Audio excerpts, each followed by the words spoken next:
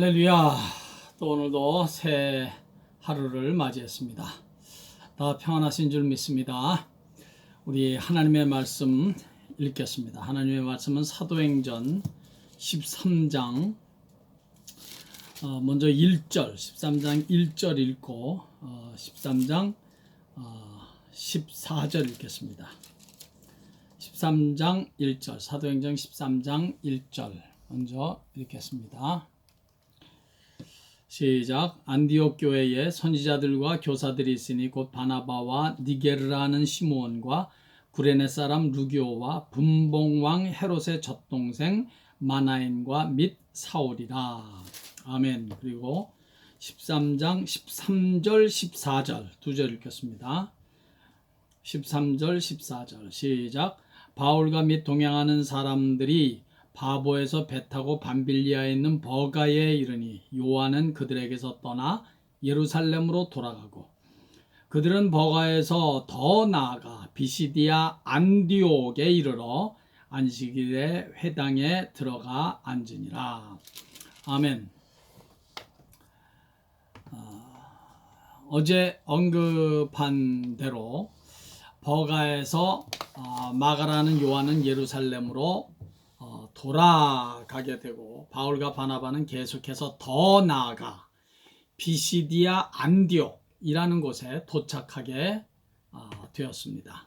참고로 성경에는 안디옥이라는 장소가 두 군데 언급되는데 하나는 시리아의 안디옥, 그러니까 안디옥 교회가 있는 곳이고, 그리고 오늘 본문의 비시디아 안디옥, 이거는 비시디아 지방에 있는 안디옥이라는 도시입니다.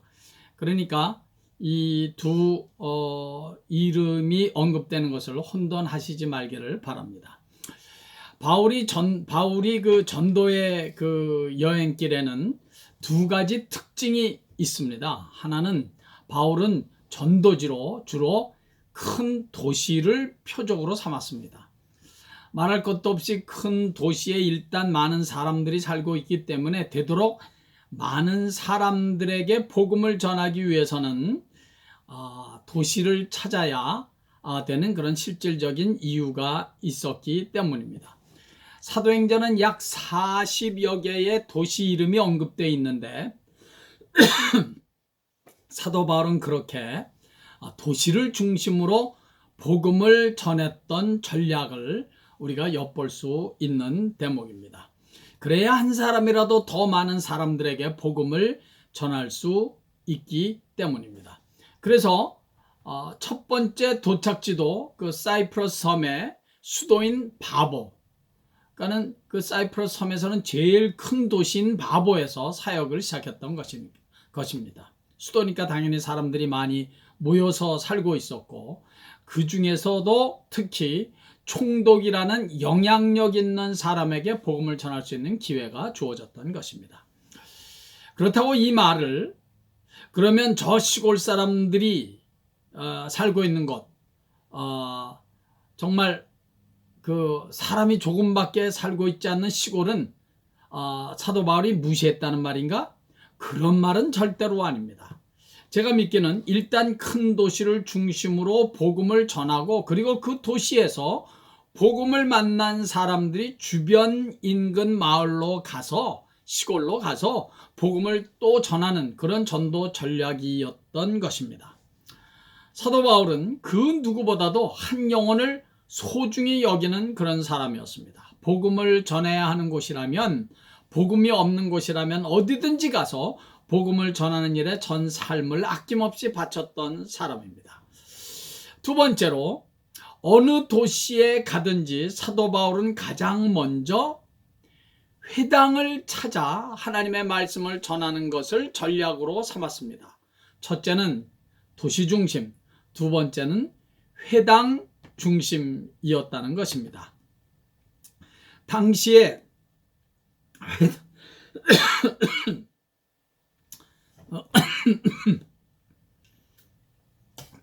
회당이란 각 지방과 도시에 살고 있던 흩어진 유대인들이 모이는 유일한 장소였습니다. 회당에서 저들은 종교적인 모임도 갖고 여러 가지 필요한 회의도 회당에서 모여서 했습니다. 우리가 일반적으로 알고 있기를 사도 바울은 이방인을 위한 사도다, 그렇게 우리가 알고 있잖아요. 맞습니다. 주님께서는 바울을 이방인을 위한 사도로 부르시고 세우셨습니다. 그러나 그 말을 말입니다, 유대인에게는 의도적으로 사도 바울이 복음을 전하지 않고 오로지 이방인들만 찾아다니면서 복음을 전했다, 그런 의미가 전혀 아닙니다. 오히려 사도 바울은 도시에 가면 제일 먼저 유대인들이 모여있는 회당을 먼저 찾았습니다. 왜냐하면 회당은 유대인들이 모이는 가장 유대인들을 많이 만날 수 있는 가장 좋은 장소가 회당이었기 때문입니다.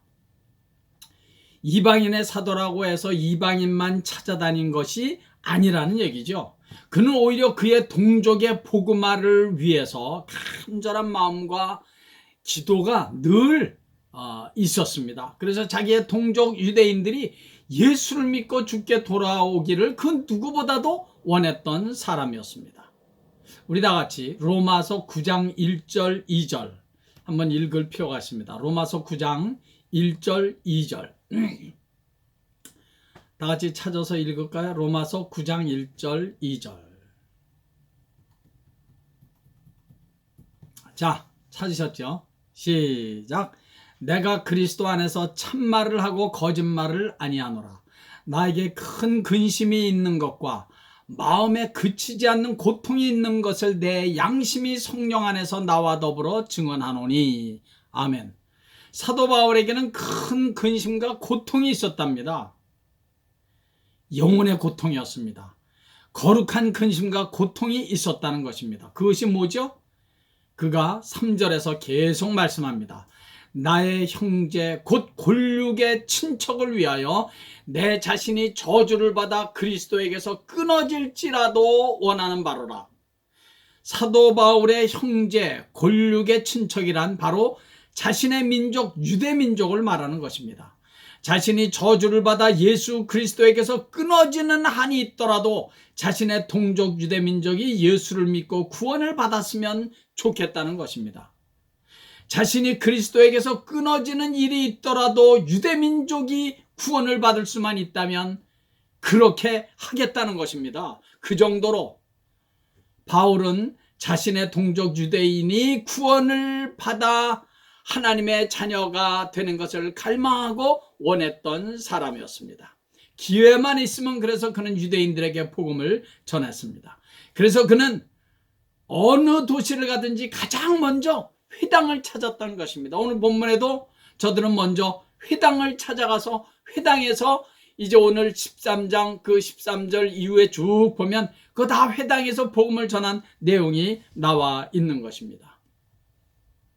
회당에는 늘 유대인들이 많이 모여 있으니까 말입니다. 그러나 회당에서 유대인들이 바울이 전하는 그 복음을 받아들이지 않으면 그러면 그는 회당을 떠나 이방인들에게 복음을 전했던 것입니다. 무슨 말입니까? 바울에게 있어서는 유대인인가 이방인인가 백인인가 흑인인가 어느 지역에서 사는가 그런 건 전혀 문제가 되지 않았다는 말이 되는 것입니다. 오직 십자가의 복음, 예수의 복음, 이 죄 용서함의 복음만을 전하는 것이 사도 바울이 가장 중요하게 여겼다는 것입니다. 그것이 그의 전도 여행의 목적이었다는 것입니다. 성도 여러분, 교회라면, 그리고 교회의 지체라면, 하나님의 자녀라면, 성도라면 이런 성령의 마음, 하나님의 마음을 가진 사람이 우리 모두 돼야 합니다. 이런 의미에서 안디옥 교회가 주는 귀한 메시지가 있습니다. 아주 귀한 메시지가 있습니다. 무슨 말씀인 거 아니? 사도행전 13장 1절 우리 아까 잠깐 읽었었죠. 안디옥 교회는 5명의 안디옥 교회 리더들이 있었습니다. 첫째는 바나바. 바나바는 구브로의 유복한 집안에서 태어난 사람입니다. 두 번째 니게르라고 하는 시몬. 그는 흑인이었습니다.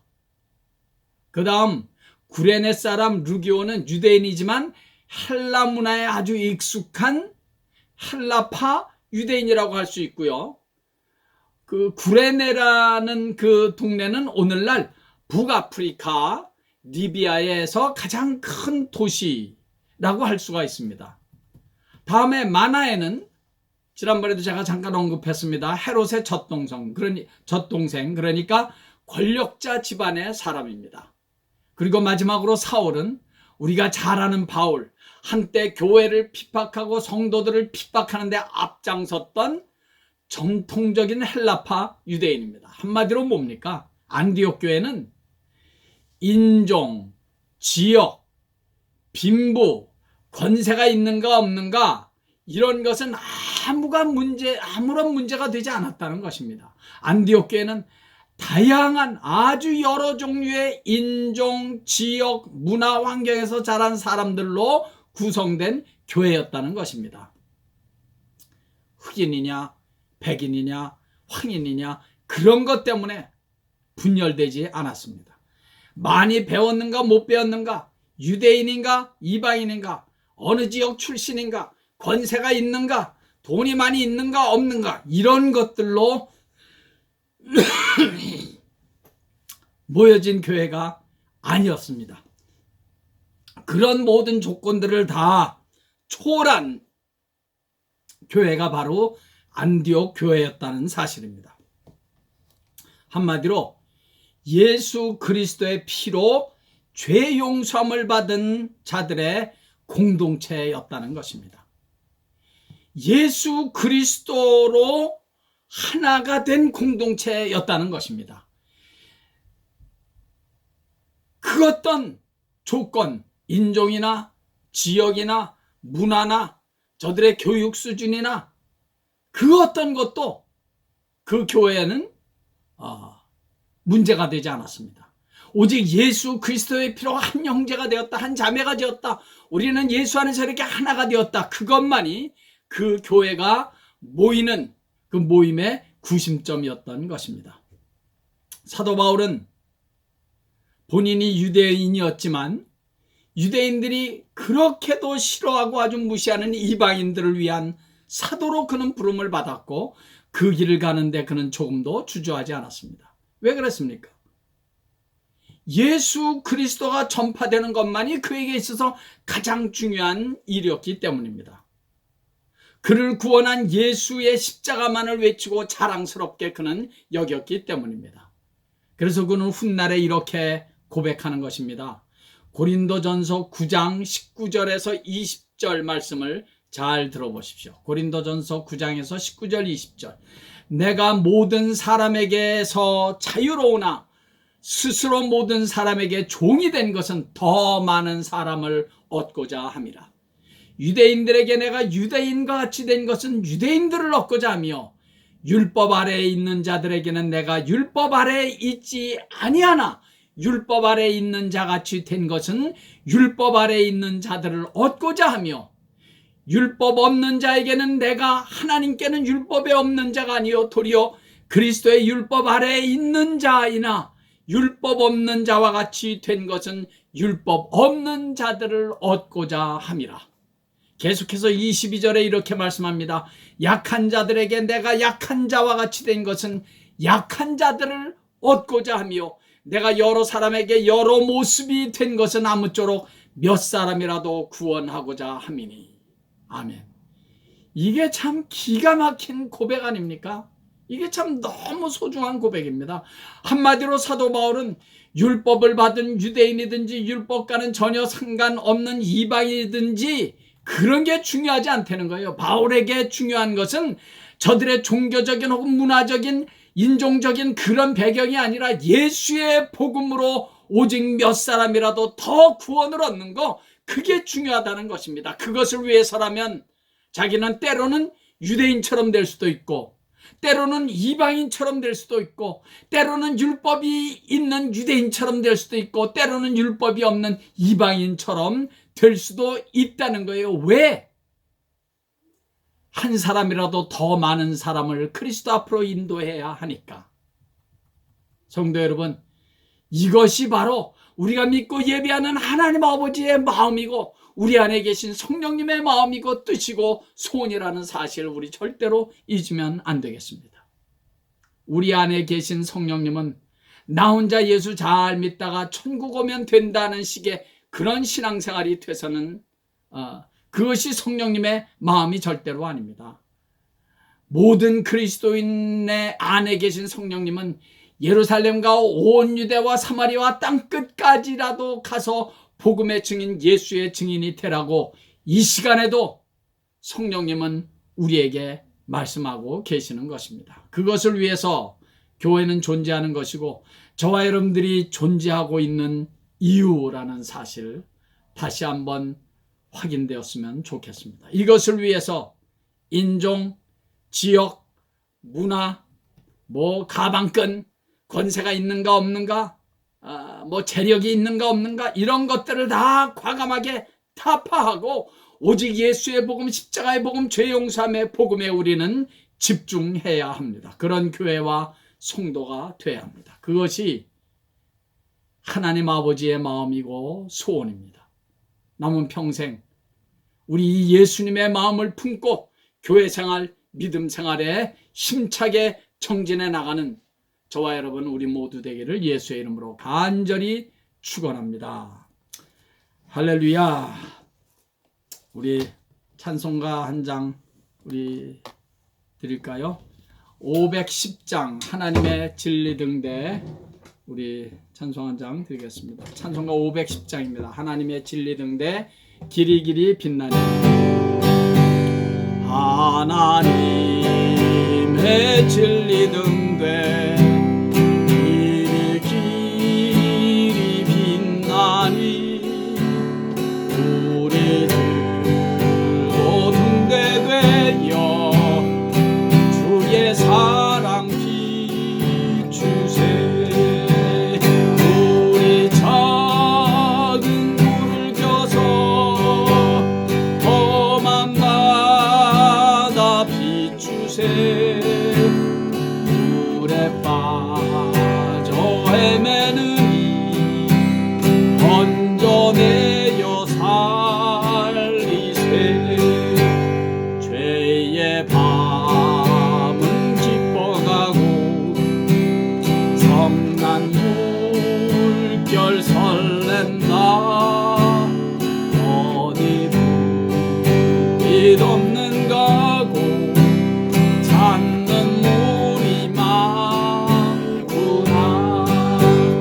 우리 작은 물을 겨서 험한 바다 비추세 물에 빠져 헤매느니 건져내어 살리세 너희의 등불 거두어라 거친 바다 비춰라 빛을 찾아 헤매느니 생명선에 건져라 우리 작은 물을 겨서 험한 바다 비추세 물에 빠져 헤매느니 건져내어 살리세 우리 작은 물을 겨서 험한 바다 비추세 물에 빠져 헤매느니 건져내어 살리세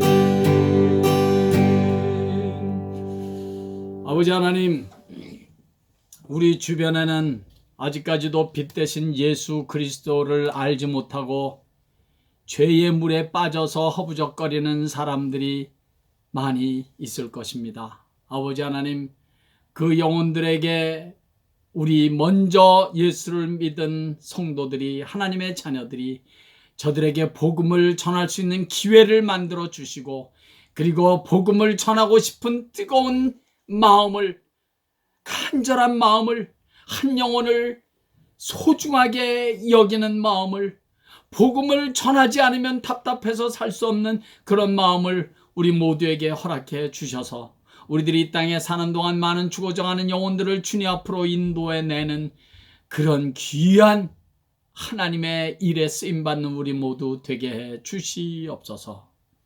아버지요, 우리들이 섬기는 교회들이 다 그렇게 성령님의 마음, 하나님 아버지의 뜻과 소원을 가진 교회와 성도들이 되어서 남은 평생 그 주님의 뜻과 소원을 이루어 드리는 교회로, 하나님의 자녀로 나아가는, 그렇게 쓰임받는 온 성도들 다 되게 해 주시옵소서. 예수님의 귀하신 이름으로 축복하옵고 기도하옵나이다. 아멘. 할렐루야. 예배를 마치겠습니다. 오늘도 예수님 때문에 행복한 하루 되시기를 간절히 바랍니다.